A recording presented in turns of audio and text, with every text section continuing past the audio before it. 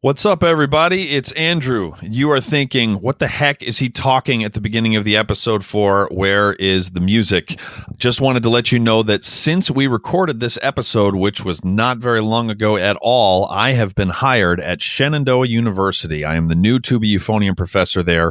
During this episode, which is all about finding the right school of music for you, I mentioned that I did not have a regular college gig anymore, and that was true. And then all of a sudden, that was not true because I got an offer I could not refuse at a place that I'm over the moon excited to be working at. So I am currently looking for undergrads, grads, and doctoral candidates for both tuba and euphonium. You can find out more at su.edu/conservatory, but more specifically, email me, andrew.hitz@gmail.com, and I will be in touch with you right away. And now let's just pretend this never happened, and this is just a normal Brass Junkies episode with the intro music now.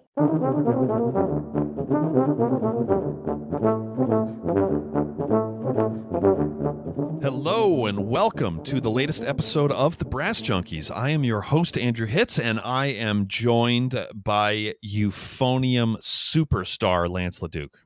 Lance, what does it feel like to be a euphonium superstar? It's a cross between being at the DMV and winning the lottery, but realizing you only won like $108.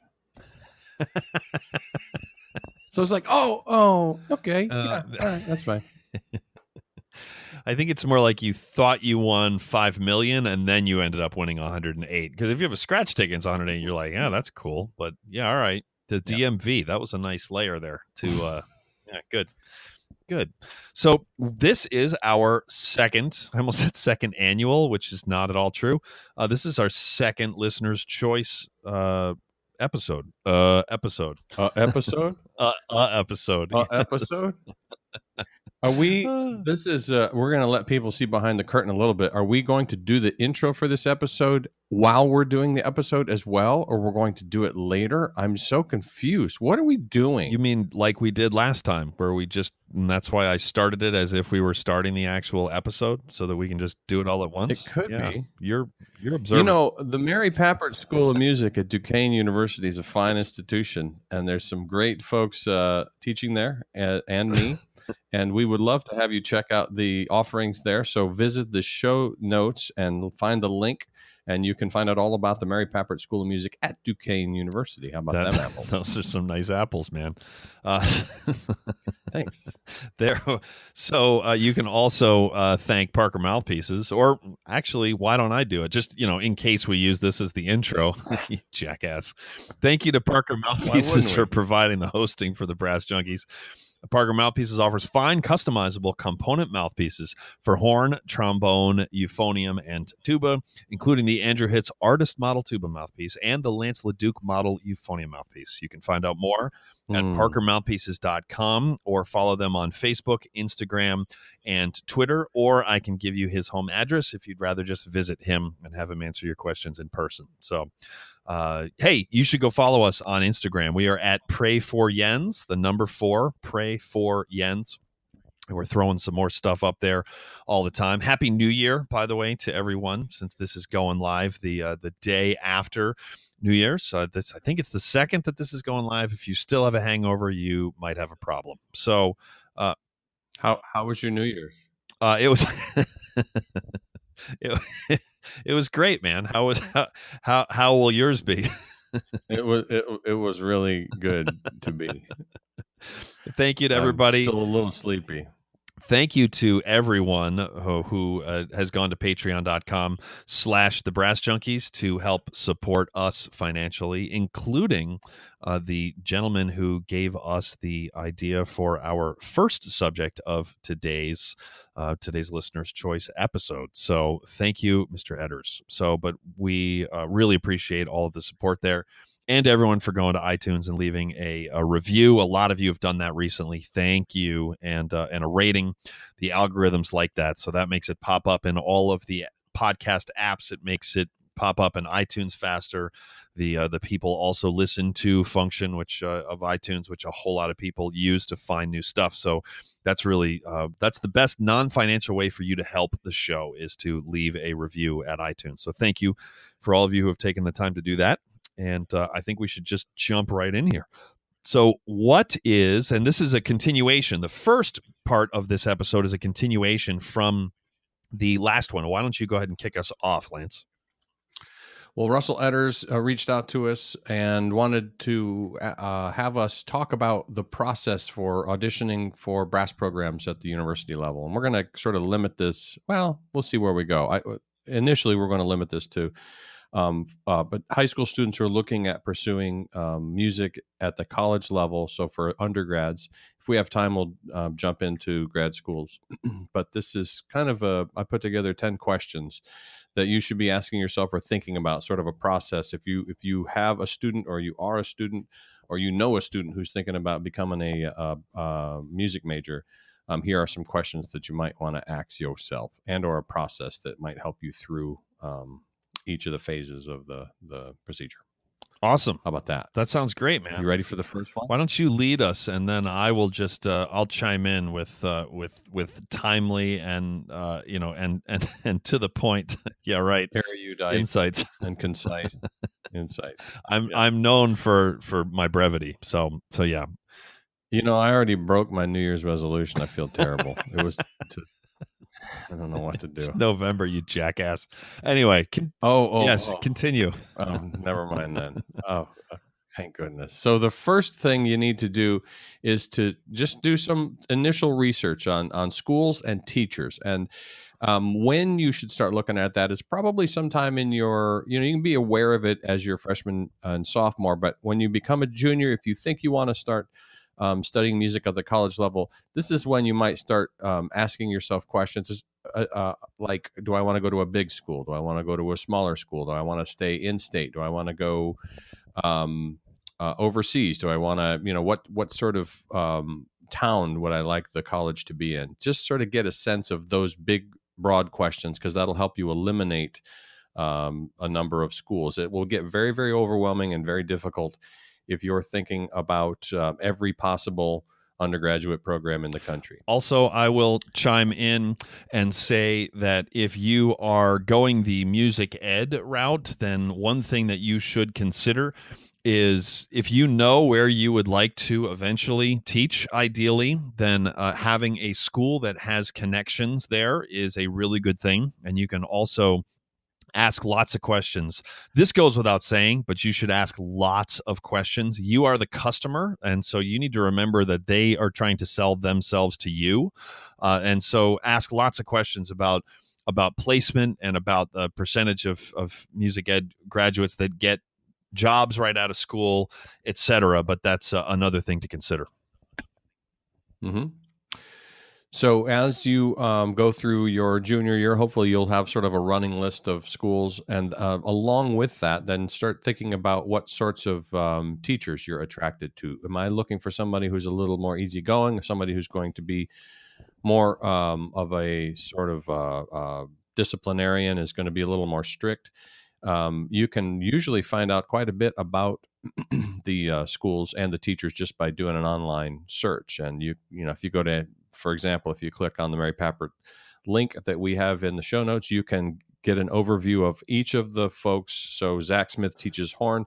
You can go find, search Zach Smith and find out that he plays with the Pittsburgh Symphony, and you can find out, you can start to put an idea of who Zach is into your mind. And additionally, actually, not to toot our own horn, because anyway, you can look at resources like the Brass Junkies, and you'll find a whole bunch of college teachers on here on each of the instruments. And so you can listen to the Zach Smith episode and really get a sense. You can hear his voice. You can get a sense of what his personality is like before you even take the first step in terms of That's really great applying for those advice. schools. So use Yeah, any and that's every really great resource you advice. can. And we're about to get to the fact that you need to be in the same room as them, but in terms of as an initial step, that's really good. There are just sometimes that you click with someone, and there's other times when you don't click with someone. I was in the room with Rex Martin for a total of 5 minutes at Northwestern, and I knew that he was, and obviously his musicianship and his resume and everything went without, didn't need to be. It was awesome. That was a given, but it was very apparent that he and I clicked immediately as just two humans who were going to be working together. And yeah, a podcast is something that is that's really, it's a great way to get to know someone. So yeah, that's so nice. Nice plug, Lance. Hey, thanks. There's one more thing about that, which is if it's, and I want to say this delicately, but sometimes the more quote unquote famous the teacher is, the less contact hours, or I should say, the fewer contact For hours you sure. will have with that teacher, where the demand is so high for their time that you might end up studying with, I've always been dying to study with X, and you find out, well, X is on the road for a couple of weeks out of every month, and she's got a sub, or she has her grad students teach the lessons, or by your junior year, then you're studying with the teacher full time. So those are the kinds of questions you're going to want to ask of the teacher as well. As Andrew said, it's a two-way street, and the universities are looking for qualified candidates, and you're looking for schools which are a good fit for you. So don't be afraid to ask questions like that. Will I get a lesson with you every week? Do you travel on the road? When Andrew and I were on the road, man, you and I were both doing the same thing, where we were sticking private lessons in kind of wherever we could. And we made sure that the students got all the lessons they were supposed to. But if you're the type of person who needed it to be at 9 o'clock on Tuesday, every Tuesday, then for the period of time that I was on the road, Right. that was not a good fit. And now I can have a regular schedule, but at the Yeah, time, agreed. The other thing is that if you are looking to do a bunch of different things within the music business, then you might not want to just study with some famous orchestral player, which is not in any way a negative in terms of that woman or that man's experience. But if they've been sitting in fill in the blank major symphony orchestra for the last 20 years, then 99% of those people, it's because of their schedule and the demands. It's really hard to play any instrument, especially a brass instrument, at a world-class level every single time you ever sit down in that chair. I mean, you have to focus on that all the time. So this is not a slight, but if you have aspirations to be entrepreneurial, or to kind of carve your own path, or to start your own brass quintet or trio or what the hell ever, then that teacher is probably not going to be able to offer you really any experience, or not any firsthand experience. And likewise, if you want to go the orchestral route or go the military band route, then it's probably a good idea to find a teacher who has done those things. So that they can speak from personal experience. So that's just another thing to throw out there. Well, as is, when you're asking how many lessons I'm going to get, you need to ask, well, what sorts of playing opportunities do I have? I want to be in marching band. I don't want to be in marching band. I want to play chamber music. I want to be able to play.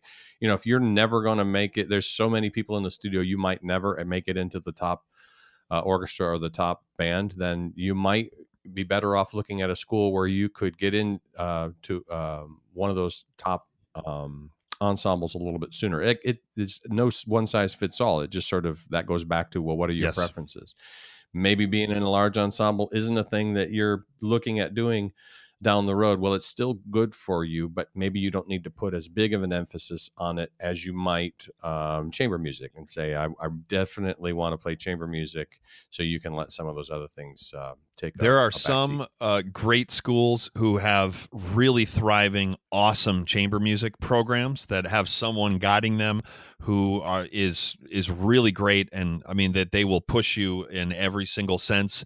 And there are some other really famous schools, and I will not name names, whose chamber music programs are garbage. They're there because they need to be there, and it's somebody who is not inspired by it, and it's just kind of there. And you're still going to, now, if you're at a famous school like that, you're going to have other great players around. It's not like it's going to be worthless, but you're not really going to get any value added out of that. So, and if that's not something you're interested in, awesome. But if it is, just go in with your eyes open and just ask lots of questions. I never had a student ask too many questions ever when I was auditioning students. And in fact, sometimes when they were asking the right questions and lots of them, then it was like, okay, this young lady is dialed in. Like, this is someone I want in the studio because she's asking the right questions and has the quote unquote courage to be asking it. So.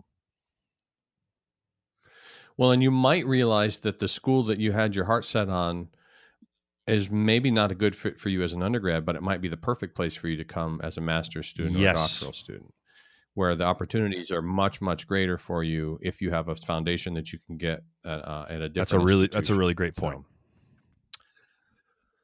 Why, thank you. Any more about that? I was going to jump on to number 2 of the top brass college audition questions. Number 2. What kind of repertoire should you prepare? Andrew, what sort of repertoire should you prepare if you're going to take a college audition? Obviously, you should. What? My son just chimed in from next door. He said, good repertoire. I've actually like, okay. He's tripped up on pain meds. He just had his wisdom teeth out. I've often thought about replacing you with Duncan. So, and that still is on the table. Yep. So, you could do so what repertoire should you prepare? I think it needs to be, it needs to show off what you can do. Right. And a lot of places will have requirements, in terms of exactly what you have to play for your, for your audition. But also the question is, what repertoire should you prepare for your for a lesson, which is actually we're about to get to.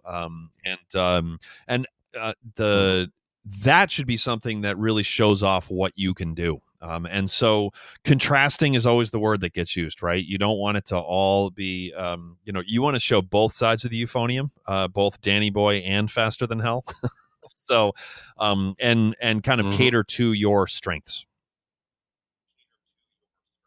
Yeah, for sure. And you said it. I want to hear the contrasting styles. I want to hear, and I want an honest representation of where you are if I'm listening to you. So don't try and hide anything, because we're going to figure it out before long. What I would suggest is you whittle your list down to the top whatever, and we'll get to the number of schools you should apply to. But take a look and see if they have repertoire that they prefer, and if they do, well, then there's your list. And if there's schools that don't have a list, you just use the same list. So it doesn't really matter. I mean, frankly, we're going to see. I hear the same half a dozen tunes every year at Carnegie Mellon and at Duquesne, and that's fine, because the war horses continue to be war horses for a reason, because they work and they allow us to hear what sort of articulation can you do, what's your range, what's your tone, how much of a dynamic contrast can you play with. So it gives us a sense, do you have any ability to make phrases? I mean, that sounds more sarcastic than I meant it to, but can I sense that there's a human behind this rather than a euphonium operator? Is there an actual person behind there with an opinion about how something should go? So it's your opportunity to show off, and you shouldn't apologize for it. I would also suggest that you just right now, wherever you are, if you're thinking about studying at the college level, just pause this episode and go work on your scales for 25 minutes and then come back and hit play, because you're getting the more frequently you practice your scales and the quicker you learn your scales, the better musician you will be. So just get at that right now. There's no way around it. There's and if the audition calls for scales, I think my most popular blog post ever was talking about the scales. It's something to the effect of scales, otherwise known as the give a blank test. And scales are not hard on any instrument. I'm not saying that they're equally easy on every instrument. They're not, but they are not hard on any instrument. All that it shows is whether you have put in the time, the effort over a period of time to know them backwards and forwards, up and down, period. And so if there's any hesitation, any messing up of scales at all, then it tells us an awful lot about you and about your level of dedication, and that maybe you're more of a sprinter where you realize, oh crap, I have an audition in a week, and then you cram. And that those kind of students are a lot harder to teach than the ones who are just doing the regular consistent work over time. So know your scales. This is like, that it's going to be Yes. asked. These are questions that are going to be on the test that are going to be on the test. So you can worry about these in your junior year and get that crossed off. So when everything is going crazy, you don't have to think about it in your senior year when you're taking the auditions. So which scales? I generally do major at a minimum, and then on the minors, I kind of just ask the student, are you familiar with any of the minors? And if they say yeah, and then I'll ask which. Generally, they are adept at one of the forms. When people go any of the forms, then I'm inside very, very, very happy, because they've done exactly what you just said. And so I generally ask people to play them slur on the way up and articulate on the way down, or vice versa, depending on how I'm feeling that day. And I generally ask, it depends, not usually more than 2 or 3 scales. I don't know how many you've asked, but and in the other auditions I've been, it's not a huge time amount of time that you will play scales in the audition. Correct. But it's a very there's not time to ask you for 9 scales. Right. And you can tell right away if somebody knows them or if they don't. Also, this goes for district auditions and all state auditions and solo and ensemble and whatever.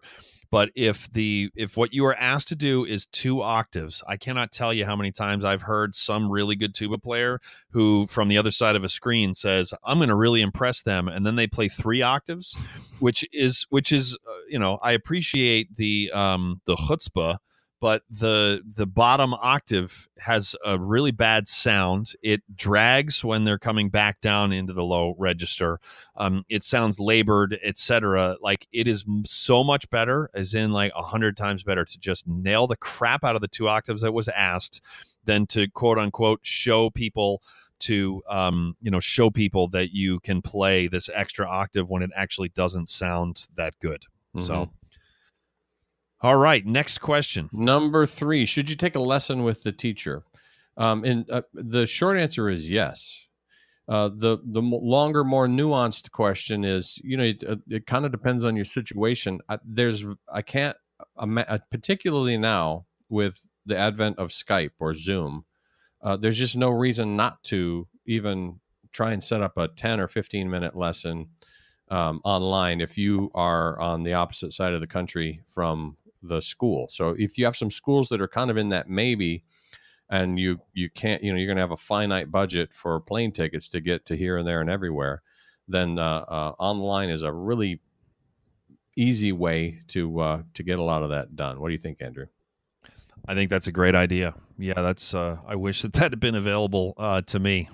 So, yeah, it would have saved a lot of time. So, yeah, that's a great idea.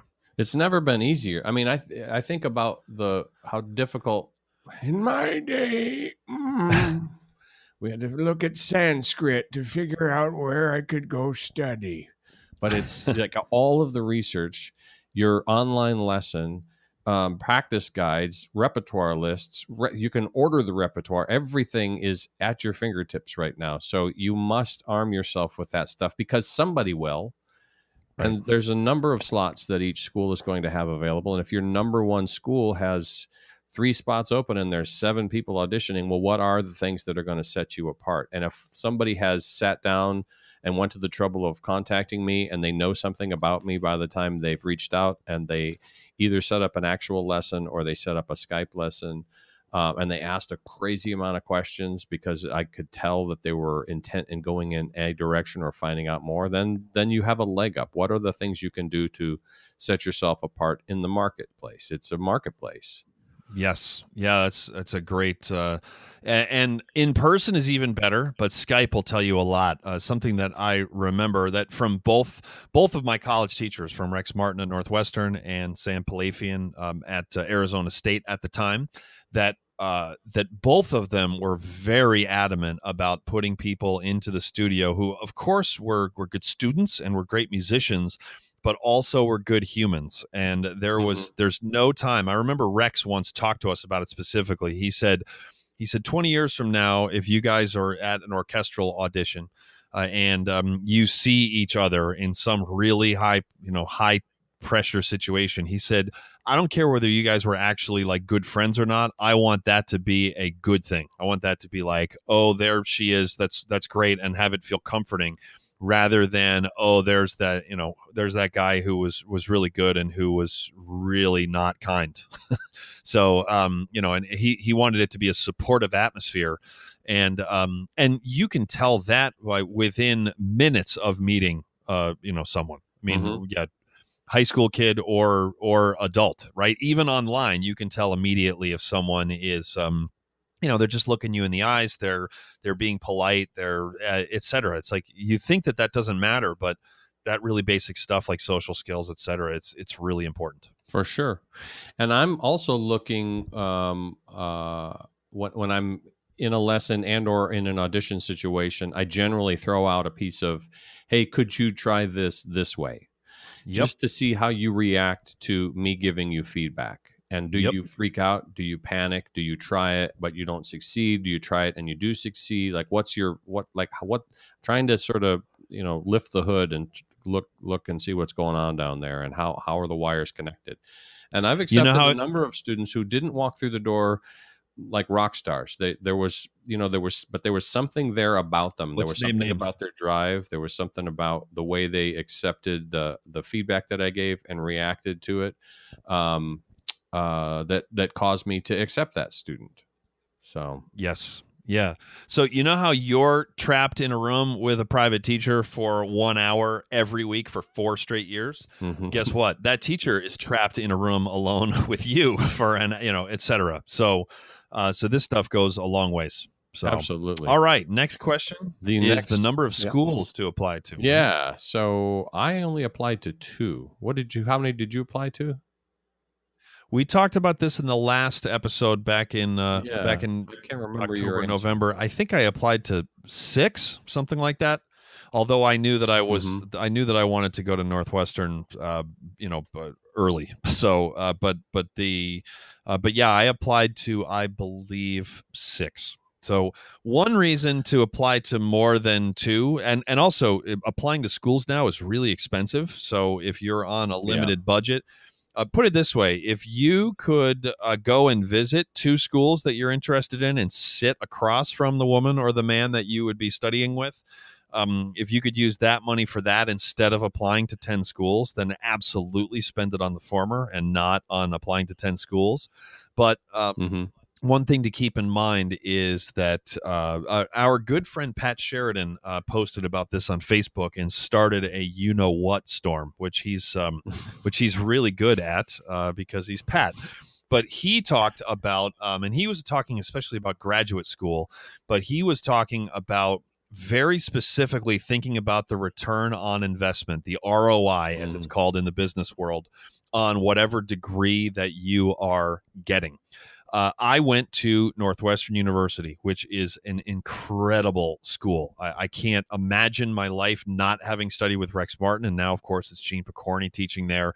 I cannot imagine my life without Mallory Thompson and John Painter as my college band directors.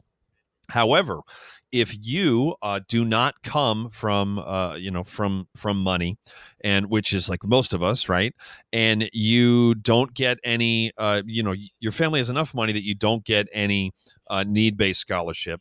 You don't get any merit scholarship, and you are going to be spending about $60,000 a year, and you have to borrow all of that. Just if you think about it this way, if you're going to borrow $250,000 to get a degree in trombone performance, that's insane. I mean, that's absolutely nuts. You can buy, I mean, there are some really nice, you can buy a really nice BMW that's all tricked out for $90,000. If that's not in your budget, if you don't have the budget that will, withstand a $1,500 car payment, which I know I don't think Lance does, then that's like a mortgage payment. Then that's not a good car for you. So always be keeping the ROI in mind. And the reason I went down that rabbit hole is because the number of schools, if you only apply to one or two, then you might not get a good scholarship offer from either. And then you might end up getting trapped. So that doesn't mean you should apply to 10, but just keep that in mind when establishing the number of schools that you apply to, because you can also play them off of each other sometimes. Remember that they want you, and so there is no harm in picking up, even if you get a good scholarship offer, pick up the phone and say, well, if you got a good scholarship offer, it means they really want you to come there. So you've got leverage. Mm-hmm. Don't forget that. You've got leverage. You're the person in Best Buy. Best Buy desperately does not want you to leave without carrying a TV to your car.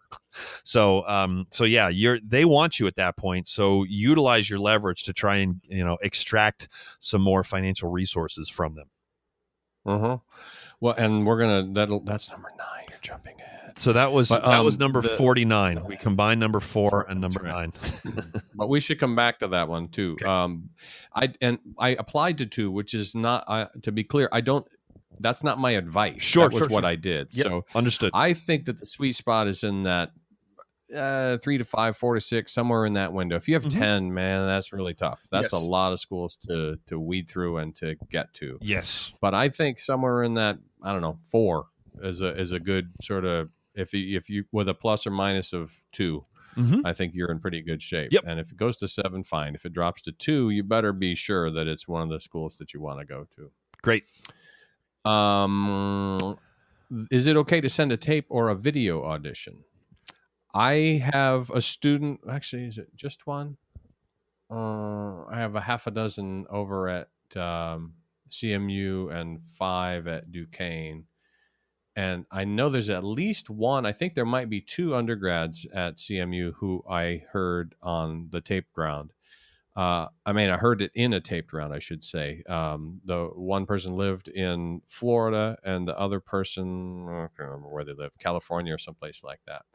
And so I would say that if it's your only option, then go for it. You should do it. Better to do that than not. And the other thing that the student who's in Florida did is they set up a college visit, a visit of the campus, and they got to meet me and take a lesson, just sort of get a sense of the place, but it didn't coincide with the audition date. So that can be the issue, is that you can't get there when they need you to get there. So if that's the case, don't cross the school off the list. Reach out and say, hey, could I submit a video, and then set up a campus visit at a different time, either ahead of that or after that. It doesn't really matter at that point. Just to give an indication, I am serious. This is one of my top 4 schools, but I just can't work the logistics of it out. And do you know of anybody who would say absolutely not? If so, I wouldn't want to go to that school. They want to work with you. Yeah, agreed. Yeah, if you're loaded and you're free and you're just choosing not to go, but I've never heard of that. So yeah, that anybody who makes that kind of ultimatum, that should be a red flag. If you're going to send a recorded thing, even if it only requires audio, my advice is to send video, because then I can tell you didn't edit this together. I get a sense of if I hear something in your sound and I can't see you, then it's difficult to know what it is that might be causing that to happen. I think in most instances, there's not an option. You can send audio, but you must send video as well, just because you can't edit it. So get yourself in a nice sized room, get as nice of a mic set up as you can afford. It doesn't, you don't need to spend $5,000 to make an album. That's not what I'm talking about. But if you have the means to go beyond using your phone, then go beyond using your phone. Reach out. Maybe there's an AV tech set up at your school or at your church, or maybe you can, check something out. Lots of libraries now have equipment that you can check out. So use the nicest equipment you can get your hands on. And if the only equipment you can get your hands on is your phone, fine, so be it. But make sure you do a few trial runs and then watch them and listen to them and say, oh, I need to change the lighting. Oh, I need to be closer. Oh, I need to be farther away. Oh, I need to whatever, not wear that shirt, whatever the thing is. Do it a few times so that you send the best possible product in. And tubas, don't put the mic so close to your valves that all we hear are valves. So that's like, and that happens more than you would think. So for sure. Tuba with yeah. valve So, accompaniment. all right, next question, Lance. What should you wear and how should you act? We just sort of got into that a little bit. I mean, just in a cursory way. In terms of what you wear, I don't have a strong preference in. I don't need the student if it's a guy. I don't need you to wear a suit and tie. I do need you to look neat and tidy and put together, and that you put some thought into it. I appreciate it when you wear Yes. a tie. I won't mark you down if you didn't. If you walked in a sweatshirt or a t-shirt and you just sort of ambled in your flip-flops, I will have a preconceived notion, and I'm sorry, but I'm just going to tell you that up front. I will have a preconceived notion of how much effort I think you put into this before you walked in the door. And I won't even apologize for that. Yeah, you're not appreciating the moment for what it is. Yeah. So yeah, it's just one of those things where you just need to be dressed. Put it this way: your clothes in an audition should not be even thought about. You also should not wear a tux with tails or a prom dress to your audition, because that will look ridiculous. And you for sure should not be wearing flip-flops or jeans or a sweatshirt. And so you should just be dressed respectfully. And this is also what I think is how a dress should be for a recital, which is that nobody should think about your clothes. In my opinion, no one should think about your clothes. You should let the music and the personality do the talking. And to say that I dressed casually at Northwestern is quite an understatement. Quite an understatement. But I wore nice clothes to my audition. Right. So, and if you're a woman, then I don't care if you're not wearing a dress. I don't care if you're wearing pants. I don't care at what I think what Andrew said goes. And so what you have to do is find the sweet spot between something that looks professional, but is also comfortable enough for you to functional, not be functional. Yeah. So that you're not uncomfortable. And this is advice I give to all of my students as well, even after they get to school. If the only time you wear the shoes is in the recital or in the audition, you're gonna be focused on the shoes, because they can be dress shoes, if you're not used to wearing them, can be uncomfortable. So wear the shoes around, play in the shoes, get used to playing with a necktie if you want to play wearing a necktie, men. And so just sort of, it's like your scales. Like, these are things you can do that they take a teeny bit of effort but can pay off big time when you get into the room. And then in terms of how you should act, professionally is the short version of the answer. The longer version is, I'll give you, here are some red flags. If someone sort of, they come in apologizing, I'm really sorry, I was late, my dog ate the whatever, I didn't quite have time to do their horn is sort of still in the case, they haven't really thought about, like, you can just sort of tell this is kind of a mess. And the self-deprecating thing, don't do it. You don't really need, it's like, just show up and play how you can play. Look people in the eye, shake hands, introduce yourself, announce what it is, ask them, here's what I have to play. Like, just sort of be ready for you. Here's what we need to know. Who are you? Where are you from? Who's your band director or orchestra director? We usually ask. What do you have to play for us today? What scales do you know? How are you doing? Like, it's just sort of, you can anticipate these questions just like you can anticipate the fact that there will be scales. So if you're nervous, that's okay. Just own it. Are you nervous? A little bit. Okay, that's fine. Just take a couple deep breaths and you're going to be all right. So most students coming through the door are a little bit nervous. You would be odd not to be. It would be strange that you would not feel some butterflies when you came in. So just look people in the eye, shake their hands, and be genuine, be yourself. We want to see who you are as well as how you can play. So that nerve thing actually segues beautifully into number 7. How about that? How do you overcome nerves, and what to expect on the day of and in the room? So basically, what will happen in most instances is there will be some sort of check-in, and there'll be an audition day at whatever school and wherever. And so you will have to check in by, ahead of time, you will have reached out to the recruiting person at the School of Music and submitted your materials, and they will coordinate with you. Here's where you need to be when, and you may end up in a situation where you have to take a piano placement or a theory placement in addition to your audition. That happens a lot, and so that can be at the beginning of the day. It could be at the end of the day. It could be that the recital or the audition is in the middle of those two things. So have a sense of what your day will look like. Plan accordingly for, if you have maybe you have some snacks, maybe you have some water. They're going to take really good care of you, but anticipate, well, I might be here for a good 6 or 8 hours. What might I need? So go and check in, let them know that you're there, make sure that they have a way of getting in contact with you. They can text you, or they can call you, or they can find you. And then when it's getting close to your audition time, well, I would say, as soon as you've checked in, I would go find a place to warm up. They'll have a set of rooms for you to warm up. So go do your normal warm up. Don't do anything differently than you normally do.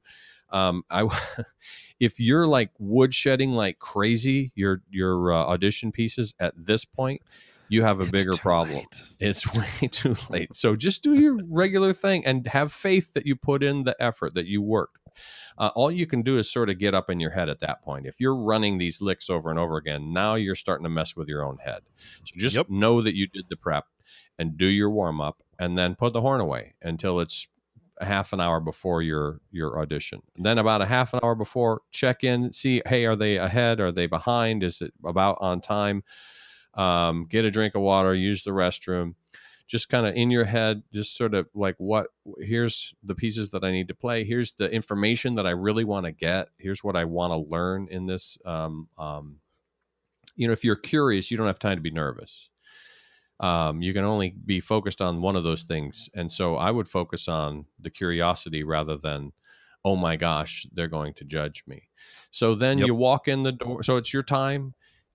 If at all possible, my advice is to leave all your stuff in the hallway. Sometimes that's not possible, but if it is, just walk in the door with your horn and your music, and have all your music, and have a pencil, and just stick it on the stand and introduce yourself. And what you'll normally encounter is, especially for brass players, it can be one of two things. It can be all of the brass faculty there, and it'll be in a relatively large room, probably a rehearsal room. It could be a recital hall, something like that, but a decent sized room, because we need to get a sense of your sound in a large room, whether you're playing trumpet all the way down to tuba. There will probably be between 3 and 6 people there. Sometimes the orchestra or band directors come to the audition. Sometimes they don't. Sometimes all of the brass faculty come. Sometimes they don't. Sometimes it's just the high brass, like the trumpets and horns, and the brass coordinator might all be in the room at the same time, and then they'll switch over and just the low brass people will be there. So it differs, and it shouldn't really matter to you. One very important thing to remember is that whatever instrument you play, the teachers who teach that instrument, they don't, their vote carries more weight, because they're the person who will end up in the room with that student 30 times a year for 4 years, if you're looking at an undergrad. So I always look for supporting opinions from my colleagues. And if it's a judgment call, they 100% always leave it up to me. I've never been, and I've taught at a number of places, and I've been through this with a number of colleagues, and I've never, ever experienced a situation where I got pushback from a colleague. Same. So that's just know that, you're playing to all of them, but you really want to make sure that if you're a trombone player, that the trombone teacher has heard everything that they wanted to hear. Did I miss anything? No, just 2 things quickly from me. One is that if you are running through the licks beforehand, no one ever in history has run through a lick. Well, put it this way. You have two reactions. One is that you run through a really hard lick and then you hit it, and then you already were doubting whether you could do it or not. So then your reaction is going to be, well, I hit it that time, and not, okay, it's done. The other is that if it doesn't go well, then you go, oh crap, I knew that this was not gonna my chops and this, and I didn't sleep very well because the bed at the Holiday Inn wasn't good, and it just like, so yeah, you need to have faith in your preparation, as Lance already said. The other thing is that I would highly recommend you, if you've not heard it, go listen to Brass Junkies episode 69, which features Brian Hecht of the Atlanta Symphony. He talks about professional auditions, but this goes exactly for college auditions as well. He talks about visualizing and visualizing what you're doing before you do it. So if you are going to audition at Juilliard, and and you're going to be scared by the fact that that Joe Alessi is going to be there and that John Rojak is going to be there, et cetera, as your trombone player. Imagine, Google image search them, even if you know what they look like, so you have a vivid idea of what their faces look like. Close your eyes. Imagine walking into a room, even if you've never been to Juilliard, even if you don't know what the room is like. Imagine it's all crazy and like gold plated. It's not there, I promise.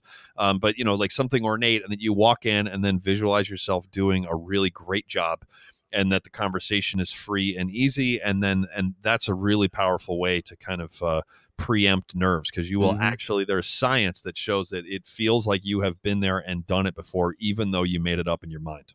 So for sure. Yeah, I did that over and over and over again when I was getting ready for the Air Force Band. It made all the difference.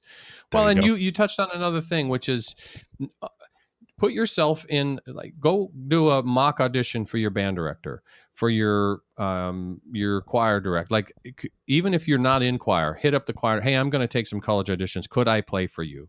And part of it is you want their feedback, but part of it is just to put yourself in that situation where there's just a little bit more on the line. And then there's a couple things that you want to know. You want that feedback, but you also want to know, how did my body react? Like, I got the shakes, or I got dry mouth, or my knees, were weak. And then how did your brain react? I started talking to myself, and what Andrew was saying, I got in this death spiral of, oh my gosh, I'm terrible. I should sell my horn and go do something else. So what is happening in your brain and what is happening in your body? And then you can anticipate those things are probably going to happen when I get nervous at this university audition, and here's how I'm going to deal with it if it does. And then you can create a strategy for overcoming that stuff. Yeah, that's great. All right, okay, three more. You went in and you knocked it out of the park, or you didn't, and you at that point, by the way, that's the wrong time to ask. Well, I don't know if that maybe that's overstating it.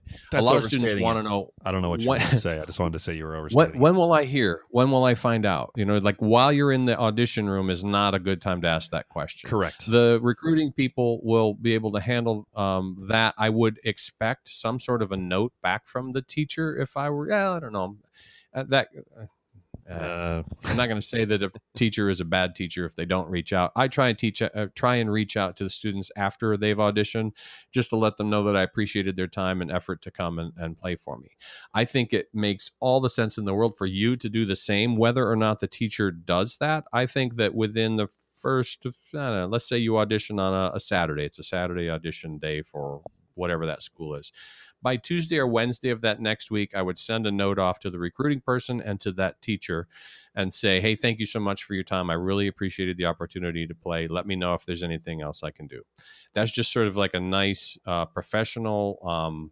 You're not asking anything of them. It's not sort of overstepping. You're just reaching out and being a nice person. Hey, thank you for the opportunity. It's really all you're doing. Yep. And then depending on when you audition, generally, calendar wise, so this is Andrew got into this earlier, which is there's this balance of power that shifts. And so you are dying to get into X school. And so the school has the power at that point, because the school, it's like you need this thing more than they need you at that point. And then as soon as you've auditioned, if you've done a good job, then the power shifts, because beg your pardon, I think it's by certainly mid to late March. I think March 15th, somewhere in there. Schools have heard all of their auditions. Certainly the ones that, and actually we didn't talk about this, but if you're interested, if you need scholarship money, audition as early as you can. Yes. Like, get your name to the front of the list, For because sure. I want to know, oh, okay, I've got a great one in my back pocket ready to rock and roll. So, but at some point, and if there's a student who knocks everybody's socks off, then they are going to do everything they can to secure as much scholarship money for that young man or that young woman right away, and it will be spoken for. yeah, exactly. It's a finite pool that it comes from. So Yeah, well, exactly. So now I've got X number of students have auditioned at my school, and then I rank them. I want these 3, or I want these 2, or I want that one, or I want these 3 in this order. So if we can get that one, that's great.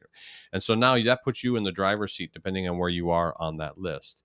So I would stay in close contact. We have there's a guy named Colby Carson, is the recruiting guy at Carnegie Mellon, and he's the and he just does a great job of helping answer question and usher the family through the decision-making process. And you'll be hearing from the equivalent of Colby for the next few weeks. It's okay to reach out to the teachers, but oftentimes the teacher doesn't really know where things stand. So if you email me and say, hey, where do things stand? My answer will be, did you check with Colby?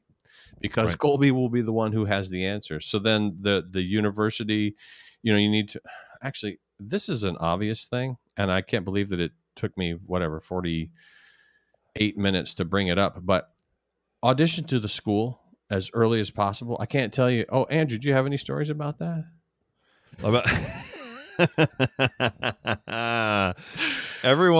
Anyone who's listening to this who wants to get really mad at me should go and listen to the Dennis Askew episode of the Brass Junkies. We're going to link to both the Brian Hecht and the Dennis Askew episodes, but you can hear how I audition, how I was awarded arguably the most prestigious TA position for tuba in the U.S., and I forgot to actually apply. So, but anyway, I don't want to spoil it. So, apply to school. Just go. Apply to school. Don't be Andrew Hitz. Yeah, that's a good one. So do that. And then usually mid-April, you might get a provisional sort of, hey, it's looking pretty good, or we're going to need some more information, or you're going to start to get the acceptance from the university level. And all of this information is at each of those sites. If you go to the Carnegie Mellon website, you can see exactly when these dates are. And so just go. This is all knowable. But basically, mid-April, you ought to start getting notification that you've been accepted, and no, you haven't. Any more about that part, Andrew? At that point, then so what you want to look at, and we're going to just sort of morph into number 9, which is how to ask for more money. So let's say you got into 3 schools, and you'd be happy to go to any of them. So then you can. My advice as a parent as well is to go with the best offer. All things will never be equal. You won't feel exactly the same at all 3 schools, but you should, as Andrew said, the universities are businesses, and so I would negotiate with them and use the offers that you have at other schools to strengthen your case at school. Your top school. So let's say number 2 came in with more money, but you would rather go to the number 1 school. So then you hit up number 1 and say, well, number 2 offered me this. Can you match that? And then the other advice the other thing you should do is if there's additional information that has come out, like let's say there was an illness in the family and it's changed the financial situation, or one of your parents has lost their job. Like, you need to keep the universities in the loop, because they're basing their decisions on information that might not still be relevant. So if something's changed, let them know as soon as possible. Yeah, for sure. I know when I got accepted at Northwestern, we did not qualify for any need-based financial aid, and at that time they gave no merit-based financial aid at all. And a lot of the other schools I applied to had offered me a ton of money, and Northwestern didn't, and I'm really glad I went there. But my father actually called financial aid, and this was, I think Rex helped him with this, but my father called and explained, was like, look, do something, and it ended up that they were able to somehow manufacture something that totaled like $1,000 a year. which this was back before college costs like $50,000 and $60,000 a year, and it was expensive at the time. It was like 16 grand a year or something. And so it wasn't a merit-based scholarship. I don't even remember what they called it, but they were able to come up with $1,000 a year. And my dad said, and I said to my dad, I was like, oh, it's, that's not that much money. And then he said to me, Drew, that's $4,000. I was like, oh, yeah, I guess you're right. Yeah. He's like, if that's not that big, can I borrow some from you? I was like, yeah, I don't have that. So, anyway, you never know when, No. you never know when you've got more leverage than you really think. So, well, and the concrete piece of advice I give to every parent that I talk to is continue to ask, because eventually they will say no. You just keep asking, are there any other resources that I should consider? Are there any other places on campus I should look to for additional funding? Is there anything else I can do to enhance and until they say no, they might say, oh, you know what, if you go over blah, blah, blah, or in your county, there's this special blah, blah, blah. And you can do a lot of that research for the non-university specific stuff. mm-hmm. But eventually they'll just say, nope, that's it. We've done everything we can do. And that's not being rude. That's what, it's like that's $4,000. That's like real money. Yes, it is. So go at it. Well, and then and just to be clear, so need-based is your parents or your family situation is such that you need additional resources to make it to school. Merit-based means you play well enough that people want you to come to that school, and that's the differentiation there. Mm-hmm. And then we're on to the